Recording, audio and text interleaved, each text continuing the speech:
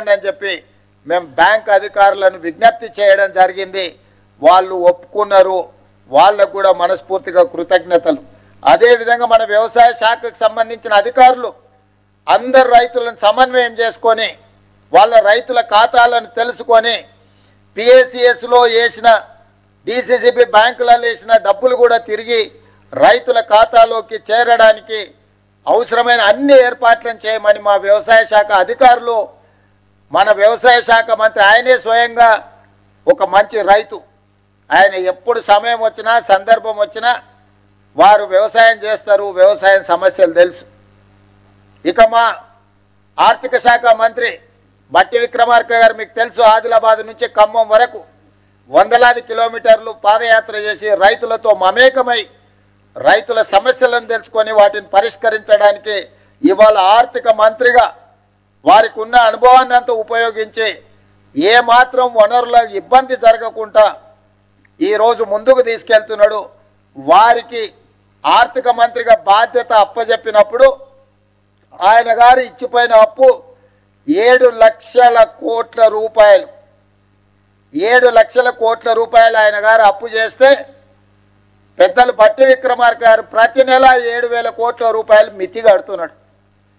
అప్పు చేసిన అయ్యగారు మితి కడుతున్నదేమో బట్టి విక్రమార్క గారు. ప్రతి నెల తిన్నా తినకపోయినా ఉపాసం బండి అయినా పోయినసారి చేసిన అప్పులకు ఇప్పుడు మన బట్టి విక్రమార్క గారు ప్రతి నెల దాదాపుగా 7,000 కోట్ల రూపాయల మితి కడుతున్నాడు. తెలంగాణ రాష్ట్రం వచ్చినప్పుడు సంవత్సరానికి 12 నెలలకు కలిపి కడుతున్న మిత్తి అప్పు 6,500 కోట్లు. ఆనాడు సంవత్సరానికి కట్టే బ్యాంకు అప్పు ఇవాళ ప్రతి నెల కట్టాల్సిన పరిస్థితి వచ్చింది. ప్రతి నెల గతంలో ప్రభుత్వ అధికారులకు జీతాలు ఇవ్వాలన్న కష్టంగా ఉండే, ఎత్తుకొని జమ చేసి ఇచ్చే పరిస్థితి. అక్కడి నుంచి ప్రభుత్వ అధికారులకు పెన్షన్దారులకు ప్రతి నెల 1వ తారీఖు నాడు 5,000 కోట్ల రూపాయలు జీతభత్యాలకు ఈరోజు మనం కేటాయిస్తున్నాము, నిధులు విడుదల చేస్తున్నాం. సరిగ్గా 7 నెలలు మనం మహాలక్ష్మి కానీ, గృహజ్యోతి కానీ, రాజీవ్ ఆరోగ్యశ్రీ కానీ ఇట్లా వివిధ ఖాతాలకు వివిధ మన 6 గ్యారంటీలలో అమలు చేసిన 5 గ్యారంటీలకు ఇప్పటి వరకు 29,000 కోట్ల రూపాయలు మన ప్రభుత్వం ఖర్చు పెట్టింది. అంటే ఇన్ని రకాలుగా ఇబ్బందులు వచ్చినా సంక్షేమ పథకాలకు ఇప్పటికీ 7 నెలల్లోనే 29,000 కోట్ల రూపాయలు ఖర్చు పెట్టి ప్రతి నెల పోయిన ప్రభుత్వం చేసిన అప్పుకు దాదాపుగా 7,000 కోట్ల రూపాయలు మిత్తి కట్టుకుంటా ఇప్పుడు రైతులను ఆదుకోవాలి, రైతులకు ఇచ్చిన మాట నిలబెట్టుకోవాలి. మాట ఇస్తే మాట తప్పం, మడమ తిప్పము.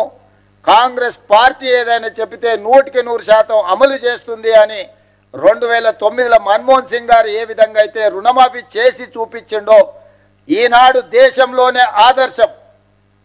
కొంతమంది ఎక్కడెక్కడి నుంచో వచ్చి ఒక ఆయన గుజరాత్ మోడల్ అంటాడు, ఇంకొక ఆయన ఇంకేదో మోడల్ అంటాడు.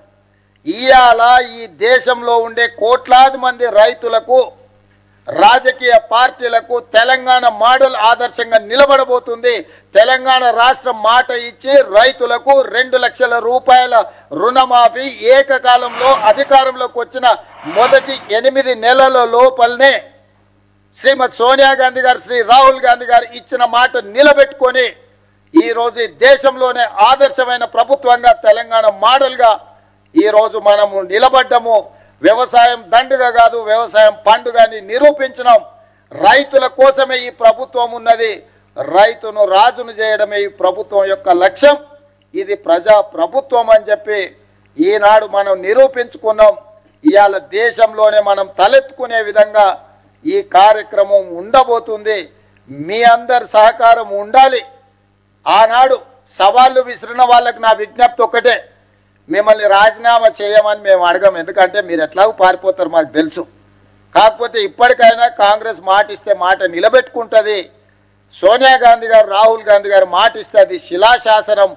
ఆ మాట తప్పరు. రాజకీయ ప్రయోజనాల కోసం గాంధీ కుటుంబం మాట ఇవ్వదన్న సంగతిని మీరు గుర్తుపెట్టుకోవాలి. మీలాంటి మాటలు గాంధీ కుటుంబం ఇవ్వదు. ఈరోజు మనమందరం శ్రీ మల్లికార్జున్ ఖర్గే గారు, శ్రీమతి సోనియా గాంధీ గారు, శ్రీ రాహుల్ గాంధీ గారికి మీ అందరి తరఫున, తెలంగాణ రాష్ట్ర రైతాంగం తరఫున